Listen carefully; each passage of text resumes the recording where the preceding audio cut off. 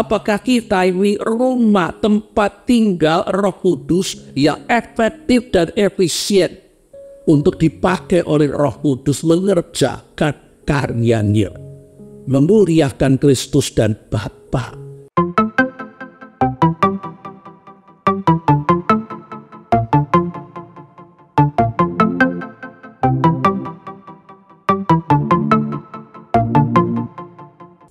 Shalom Bapak Ibu, Saudara-saudari, selamat bertemu kembali bersama dengan saya dalam seri Walking with God. Ini seri yang ke-138.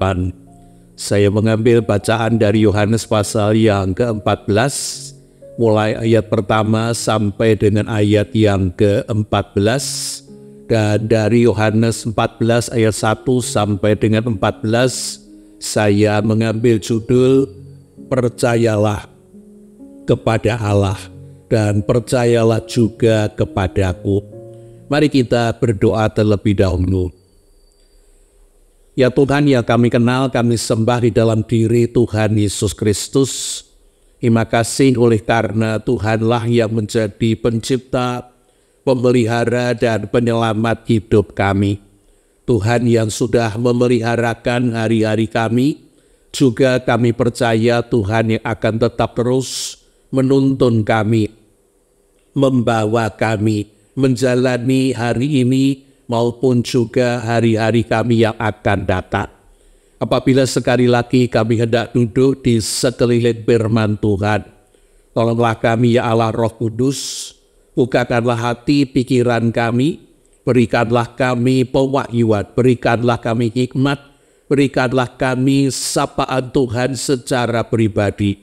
Tolonglah Allah yang menjadi perantaraan firman, layakkan, kuduskan, dan mampukanlah Ia untuk dapat menyampaikan kebenaran firman Tuhan. Tetapi juga supaya kata-katanya dapat kami ikuti dan kami mengerti. Mari Tuhan berfirmanlah oleh karena kami bersedia untuk mendengarkannya. Di dalam nama Tuhan kami yang hidup, Sang Firman yang sudah menjadi sang manusia, kepala, pemimpin dan raja kami, Tuhan Yesus Kristus, kami berdoa dan memohon. Terima kasih. Amin. Mari kita membaca Yohanes pasal yang ke-14, mulai ayat yang pertama sampai dengan ayat yang ke-14. Dituliskan demikian. Janganlah gelisah hatimu, percayalah kepada Allah, percayalah juga kepadaku. Di rumah Bapa-Ku banyak tempat tinggal. Jika tidak demikian, tentu aku mengatakannya kepadamu, sebab aku pergi ke situ untuk menyediakan tempat bagimu. Dan apabila aku telah pergi ke situ dan telah menyediakan tempat bagimu, aku akan datang kembali dan membawa kamu ke tempatku, supaya di tempat di mana aku berada, kamu pun berada. Dan kemana aku pergi, kamu tahu jalan ke situ. Thomas berkata kepadanya, Tuhan, kami tidak tahu kemana engkau pergi, jadi bagaimana kami tahu jalan ke situ? Kata Yesus kepadanya, akulah jalan dan kebenaran dan hidup. Tidak ada seorang pun yang datang kepada Bapa kalau tidak melalui aku. Sekiranya kamu mengenal aku, pasti kamu juga mengenal Bapa-Ku. Sekarang ini kamu mengenal Dia dan kamu telah melihat Dia. Kata Filipus kepadanya, Tuhan, tunjukkanlah Bapa itu kepada kami, itu sudah cukup bagi kami. Kata Yesus kepadanya, telah sekian lama aku bersama-sama kamu, Filipus, namun engkau tidak mengenal aku. Barang siapa telah melihat aku, ia telah melihat Bapa. Dan bagaimana engkau berkata, tunjukkanlah Bapa itu kepada kami? Tidak percayakah engkau bahwa aku di dalam Bapa dan Bapa di dalam aku? Apa yang aku katakan kepadamu, tidak aku katakan dari diriku sendiri, tetapi Bapa yang diam di dalam aku, dialah yang melakukan pekerjaannya. Percayalah kepadaku bahwa aku di dalam Bapa dan Bapa di dalam aku, atau setidak-tidaknya percayalah karena pekerjaan-pekerjaan itu sendiri. Aku berkata kepadamu, sesungguhnya barang siapa percaya kepadaku, ia akan melakukan juga pekerjaan yang aku lakukan, bahkan pekerjaan-pekerjaan yang lebih besar daripada itu. Sebab aku pergi kepada Bapa, dan apa juga yang kamu minta dalam namaku, aku akan melakukannya, supaya Bapa dipermuliakan di dalam Anak. Jika kamu meminta sesuatu kepadaku dalam namaku, aku akan melakukannya. Bapak Ibu, saudara-saudari yang dikasihi oleh Tuhan Yesus Kristus, kita tahu dari Injil bahwa murid-murid sudah mengikuti Yesus sekitar 3 tahun lebih, dan sebentar lagi mereka akan sampai kepada saat Yesus akan menuntaskan pekerjaan penugasan Bapa, yaitu bahwa ia akan dikorbankan sebagai anak domba Allah yang mengangkut dosa dunia. Yesus akan menggenapi nubuatan hamba Tuhan dari kitab Yesaya pasal 53. Yesus sudah menyiapkan diri dan menantikan saat yang harus ia jalani, yaitu puncak pelayanannya, dengan ia harus menyerahkan nyawanya dan mengorbankan hidupnya, melalui ditangkap oleh para pemimpin agama dan dibunuh, supaya dengan jalan demikian melalui kematiannya ia turun ke dalam dunia orang mati, mengalahkan iblis yang berkuasa atas dunia orang mati, dan kemudian Yesus akan bangkit dan pergi kepada Bapa. Yesus tahu bahwa murid-muridnya tidak pernah membayarkan ataupun memikirkan bahwa mengikuti dirinya, mengikuti Sang Mesias akan membawa dan membuat mereka mengalami situasi, peristiwa, krisis yang begitu mengerikan dan begitu menakutkan, yaitu bahwa mereka akan didatangi banyak orang, para pemimpin agama beserta para prajurit penjaga bait Allah, pada saat mereka datang untuk menangkap dirinya. Yesus tahu murid-muridnya akan mengalami syok karena tiba-tiba menjadi musuh masyarakat karena mereka adalah pengikutnya, dan mereka akan sangat ketakutan jikalau mereka akan ikut ditangkap. Karena itu dalam waktu yang tinggal beberapa jam lagi dari peristiwa Yesus akan ditangkap, dan penangkapan itu akan terjadi pada malam hari, yang menjadi gambaran dari masa depan murid-murid, yaitu kegelapan, gelap. Hidup murid-murid akan terjungkir balik. Harapan dan mimpi-mimpi indah yang sudah mereka pupuk sekian lama tiba-tiba akan buyar dan sirna, dan mereka akan merasa bahwa mereka termasuk dalam istilah sekarang DTO, daftar target operasi, orang-orang yang dicari untuk ditangkap oleh para pemimpin agama, sehingga murid-murid akan sangat ketakutan dan bersembunyi untuk menyelamatkan diri. Dalam waktu yang tinggal beberapa saat lagi, mereka akan menjadi seperti anak-anak ayam yang kehilangan induknya. Tidak tahu apa yang harus mereka perbuat, oleh karena Yesus yang selama ini menjadi seperti kepala keluarga, pemimpin rombongan, yang menentukan kemana mereka akan pergi dan apa yang akan mereka lakukan, tiba-tiba diambil dari antara mereka. Dalam kebingungan dan ketakutan atas peristiwa gurunya ditangkap, hati mereka akan bertambah sesak dan berat ketika mereka mendengar bahwa guru mereka diadili seperti penjahat besar, narapidana, dan guru mereka terancam dihukum mati dengan cara disalibkan. Dan itu kemudian terjadi. Guru mereka sungguh-sungguh disalibkan hingga wafat. Para murid sungguh-sungguh tidak tahu dan tidak dapat berpikir apa yang harus mereka lakukan, kecuali mereka bersembunyi dalam ketakutan dan merasa masa depan mereka sudah berakhir. Yesus tahu situasi yang akan dihadapi oleh murid-muridnya akan menjadi kacau balau, ibarat hidup yang terjungkir balik, gelap, dan mereka akan sangat ketakutan. Oleh karena itu, dalam kesempatan yang masih ada, Yesus memberikan penghiburan dan pesan kepada murid-muridnya.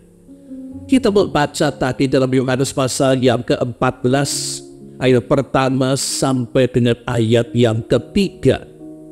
Percayalah kepada Allah dan percayalah juga kepadaku. Di rumah Bapakku banyak tempat tinggal. Jika tidak demikian, tentu aku mengatakannya kepadamu.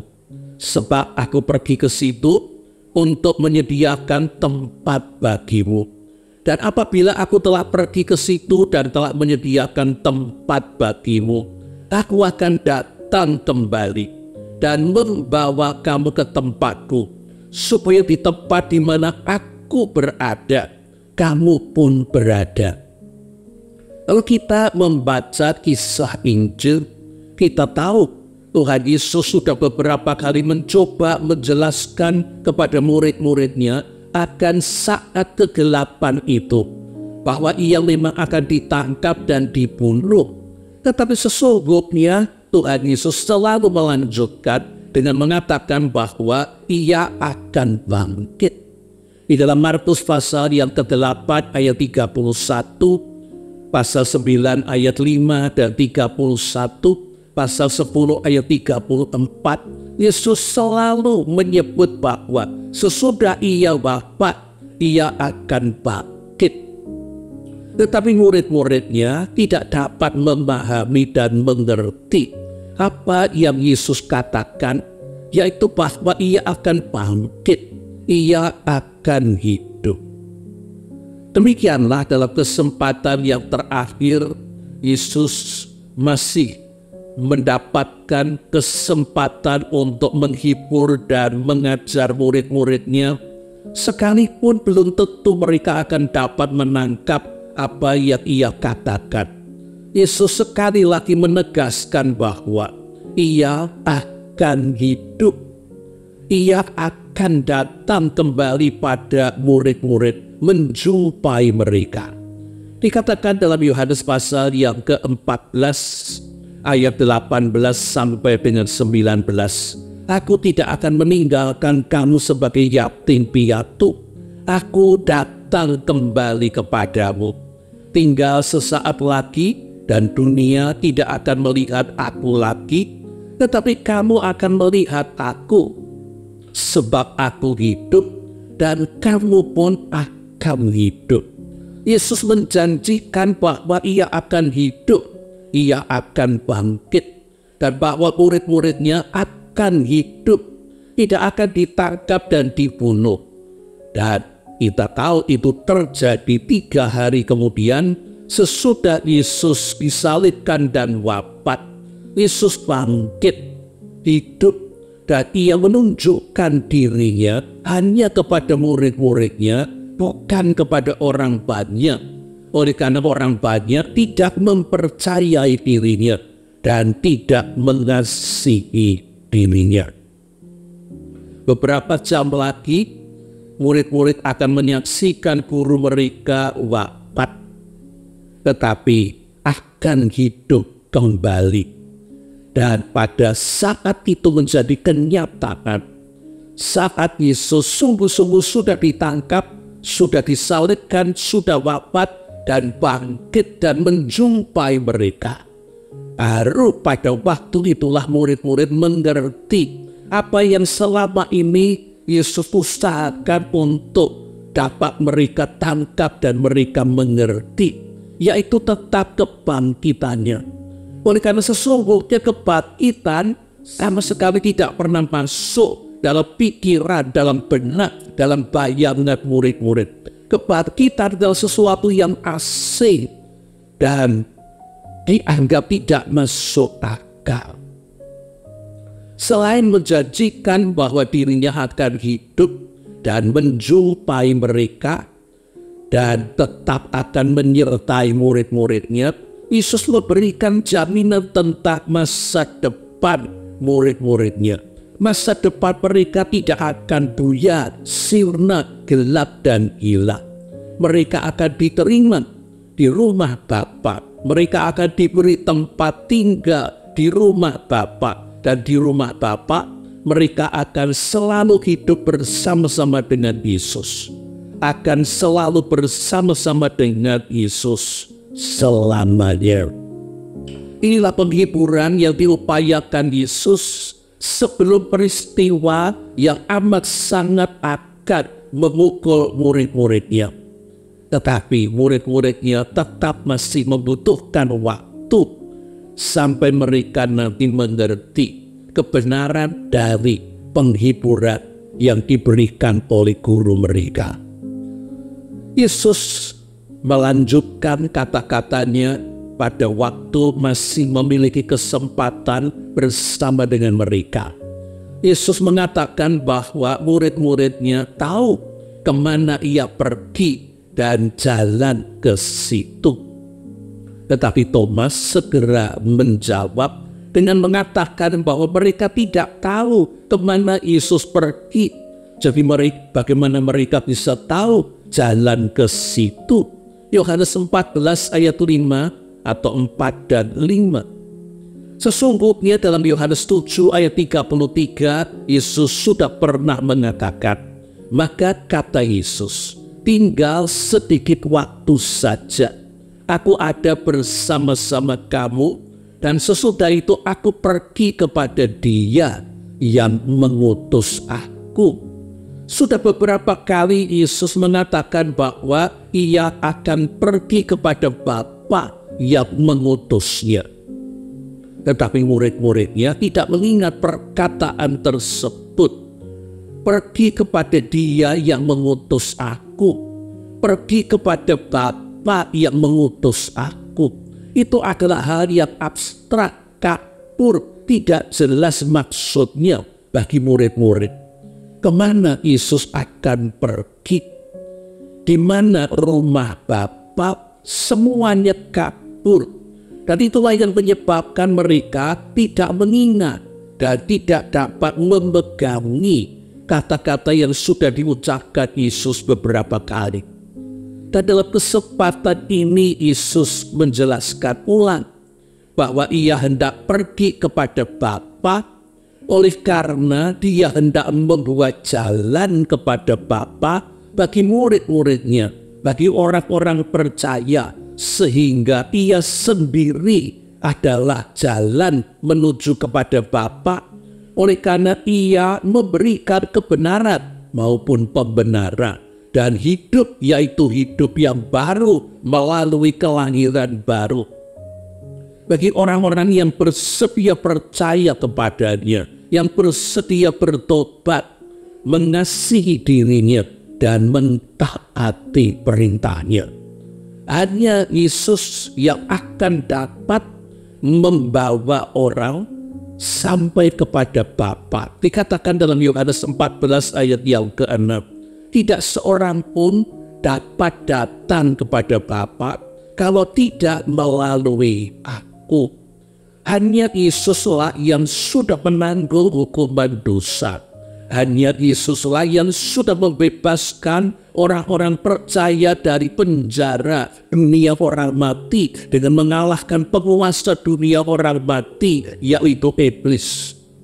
Hanya Yesuslah yang bisa membawa kita yang percaya kepada Bapa. untuk membuat jalan supaya manusia berdosa yang bersedia bertobat. Inilah Yesus datang ke dunia dan sejenak akan meninggalkan murid-muridnya karena ia harus mati, turun ke dunia orang mati. Dengan pengorbanan yang Yesus lakukan, Yesus sebagai imam besar agung mendamaikan manusia dengan Bapa yang kudus dengan membawa darahnya sendiri. Dan itulah sebabnya Yesus dapat membenarkan dan memberikan hidup yang baru bagi mereka yang percaya dan mengasihi dirinya. Bapak Ibu saudara-saudari yang dikasihi oleh Tuhan Yesus Kristus, dikatakan oleh Thomas kepada Thomas, sekiranya kamu mengenal aku, kamu pasti juga mengenal Bapakku. Sekarang ini kamu mengenal dia dan kamu telah melihat dia. Yohanes 14 ayat yang ke-7. Yesus mengatakan sesuatu yang ternyata sulit dipahami dan dimengerti oleh murid-murid. Jalan menuju kepada Bapa maupun sekarang melihat Yesus itu berarti telah melihat Bapa.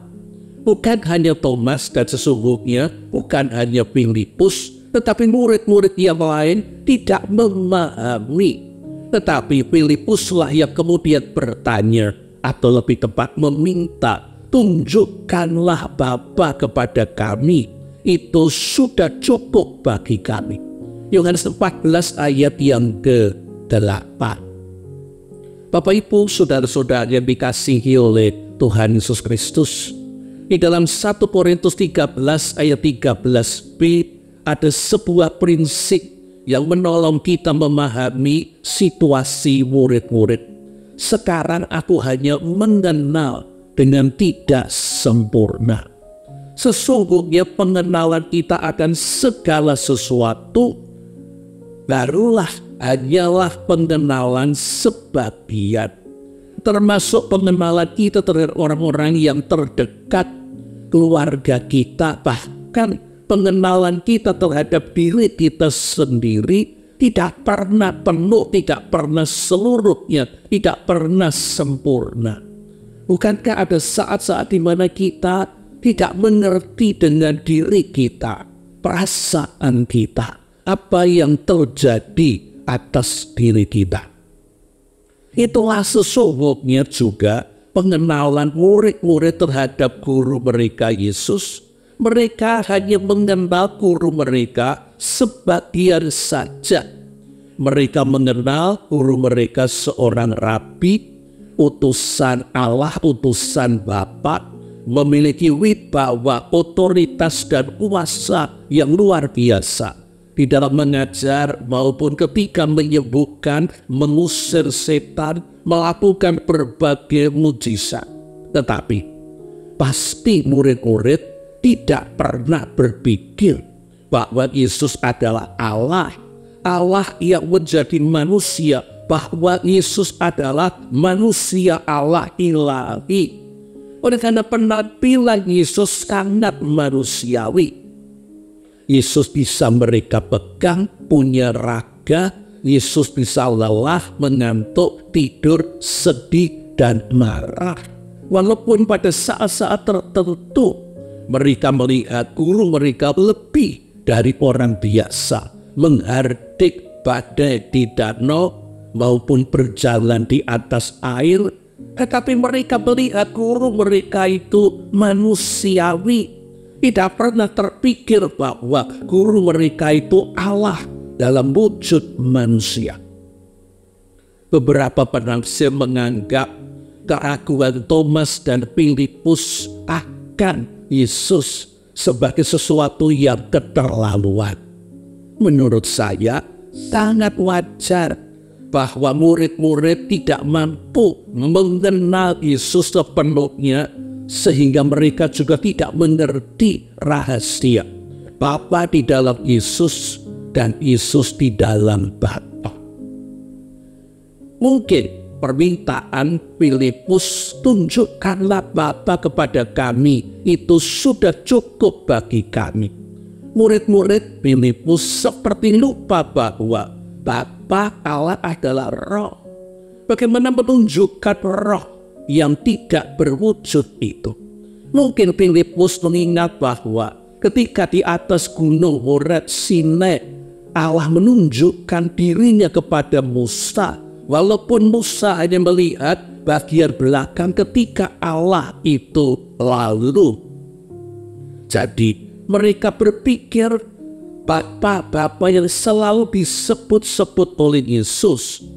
Yang dikatakan kamu mengenal Bapa, kamu melihat Bapa. Sungguh-sungguh ingin mereka lihat. Dan sungguh-sungguh ingin mereka kenal. Karena itu Yesus kemudian menyatakan persatuan dirinya dengan Bapa. Ia di dalam Bapa dan Bapa di dalam dirinya, sehingga barang siapa melihat dirinya, ia telah melihat Bapa. Karena itu Yesus berkata kepada murid-muridnya, sekarang kamu melihat Bapa. Yohanes 14 ayat 9 dan 10 bagian A. Ketidaktahuan murid-murid ini dan pertanyaan murid-murid ini sesungguhnya justru membuat Yesus memberitahukan tentang dirinya, tentang penyatuan dirinya dengan Bapanya. Dan dengan demikian kita mengenal prinsip kediaman timbal balik. Tinggal di dalam, tetap di dalam, berdiam di dalam. Yang berlaku di antara Bapa dan Yesus. Bapa bertempat tinggal, berdiam di dalam Yesus, dan Yesus bertempat tinggal, berdiam di dalam Bapa.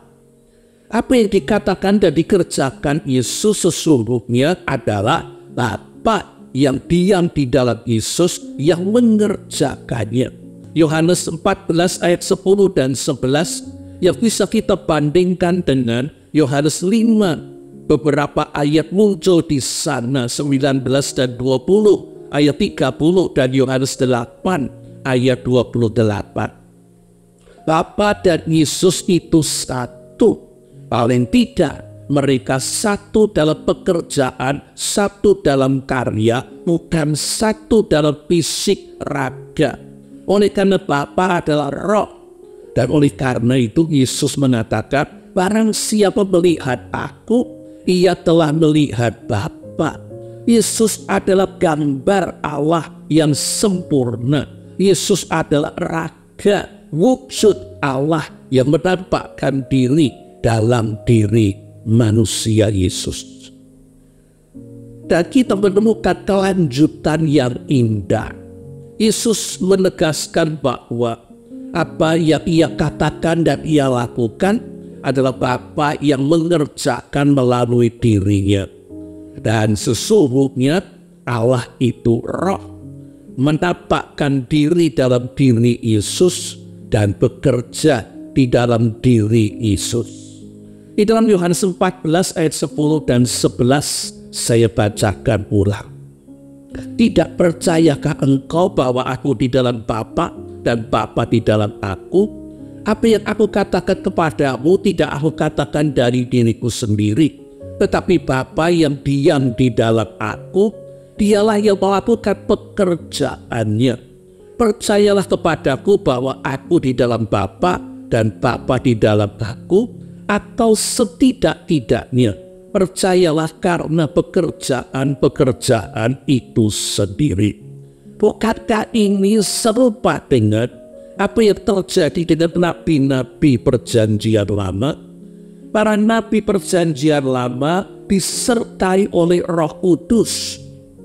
Dan itulah yang membuat mereka mampu melakukan hal-hal besar.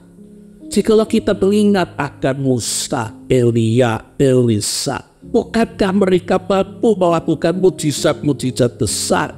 Bukan karena kemampuan mereka, tetapi oleh karena roh Allah yang menyertai mereka. Demikian juga kita dapat memahami bahwa Yesus seperti para nabi. Sesungguhnya Yesus disertai oleh Roh Allah, tetapi lebih daripada para nabi.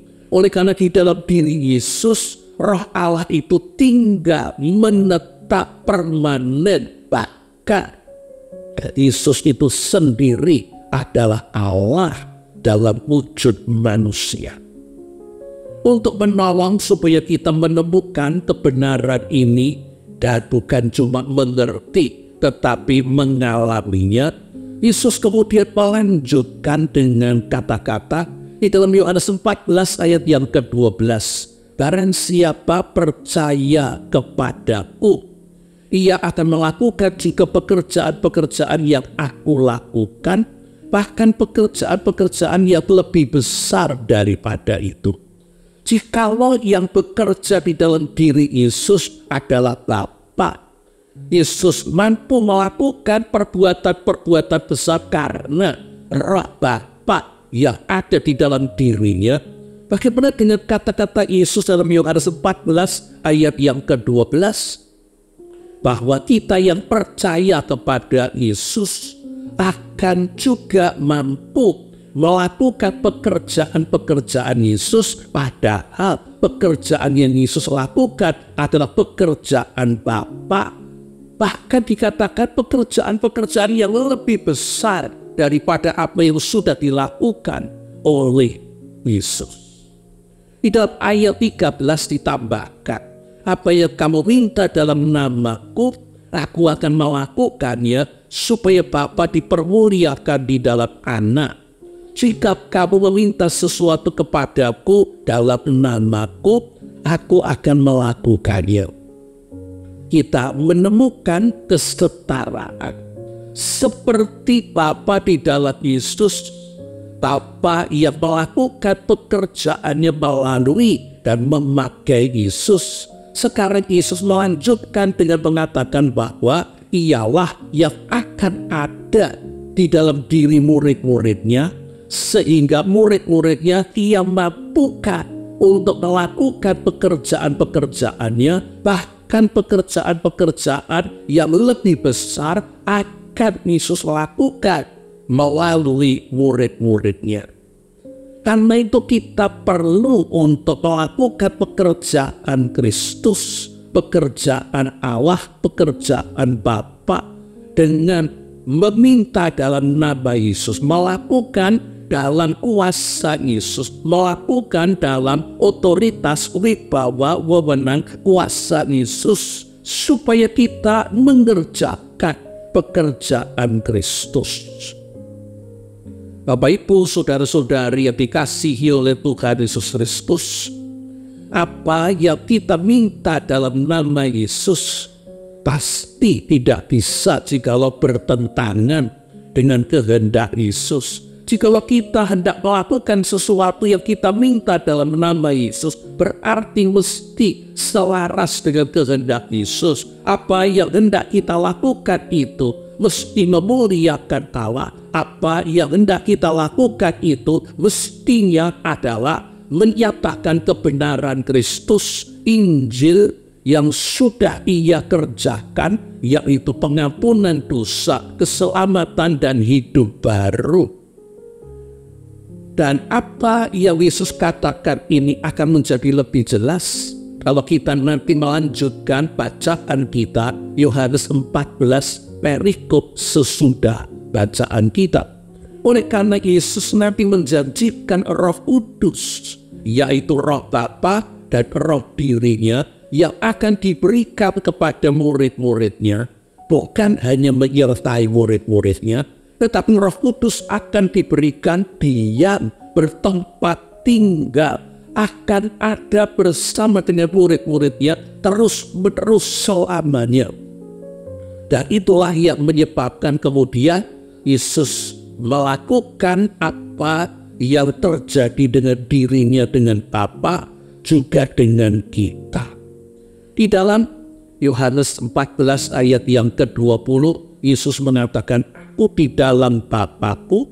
Dan kita tahu di bagian sebelumnya Yesus melanjutkan, dan Bapa di dalam aku.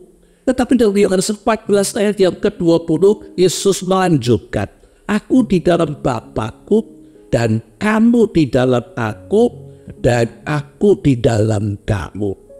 Indah sekali bukan? Dan berharga sekali bukan? Seperti Bapa di dalam Yesus dan Yesus di dalam Bapa, sekarang Yesus di dalam kita dan kita di dalam Yesus. Dengan demikian kita pun bersama dengan Yesus, ada di dalam Bapa dan Bapa bersama dengan Yesus di dalam kita. Karena itulah Yesus menjanjikan barang siapa percaya kepadanya akan mampu melakukan pekerjaan-pekerjaan yang dia lakukan, bahkan pekerjaan-pekerjaan yang lebih besar dari apa yang sudah dilakukan oleh Yesus. Roh Kuduslah yang akan bertempat tinggal, berdiam di dalam diri kita dan bekerja di dalam diri kita, sebagaimana Bapa bekerja di dalam diri Yesus dan melakukan pekerjaan Yesus. Roh Kuduslah yang akan memampukan murid-murid melakukan pekerjaan Yesus, melanjutkan pekerjaan Yesus, bahkan menyatakan hal-hal yang lebih besar daripada apa yang sudah dilakukan Yesus. Bapak Ibu, saudara-saudari yang dikasihi oleh Tuhan Yesus Kristus, percayakah kita bahwa Kristus telah melakukan seperti dirinya menyatu dengan Bapa, demikian juga Kristus menyatu dengan kita murid-muridnya, sehingga seperti Bapa tinggal dan berkarya dalam Yesus dan Yesus di dalam Bapa, demikian juga Yesus tinggal dan berkarya di dalam diri kita melalui Roh Kudus, dan kita ada di dalam Yesus. Seperti Bapa yang melakukan karyanya melalui dan memakai Yesus, demikian juga Yesus mau berkarya melalui dan memakai kita di dalam Roh Kudus yang sudah diberikan tinggal, bertempat tinggal dia di dalam diri kita untuk memimpin hidup kita, untuk memampukan kita, untuk melakukan perbuatan-perbuatan besar memakai hidup kita. Apakah kita percaya janji-janji Tuhan Yesus? Apakah kita melakukan pelayanan kita dengan mempersilahkan Roh Kudus melakukan karyanya, meninggikan Kristus dan meninggikan Bapa, dan menjadikan pelayanan kita ini sesuai dengan kehendak Kristus, bukan pelayanan semau kita ataupun seturut dengan program gereja. Atau kita melakukan pelayanan kita dengan kekuatan, kemampuan diri kita yang sesungguhnya tidak berarti dan tidak akan berhasil dalam melakukan pekerjaan Kristus.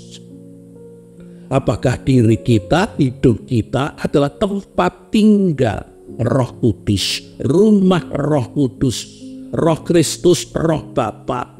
Apakah kita ini rumah tempat tinggal Roh Kudus yang efektif dan efisien untuk dipakai oleh Roh Kudus mengerjakan karyanya, memuliakan Kristus dan Bapa melalui ketaatan kita kepada perintah Kristus?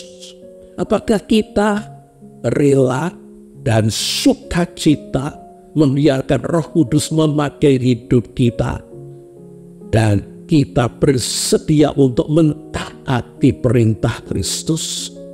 Jika demikian, kita akan mengalami Kristus di dalam kita dan kita di dalam Kristus, dan dengan demikian kita bersama dengan Kristus di dalam Bapa. Betapa agung rahasia ini, dan betapa dahsyat jikalau kita memberlakukan kebenaran ini dalam hidup kita.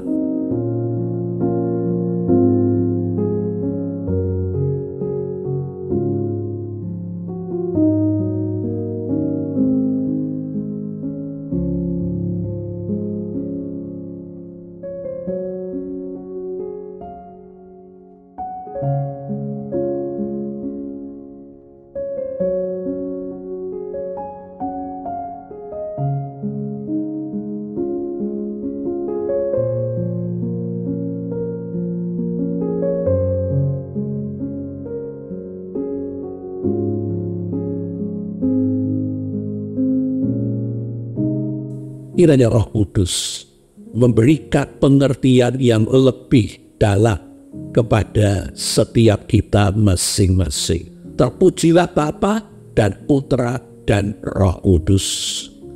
Amin.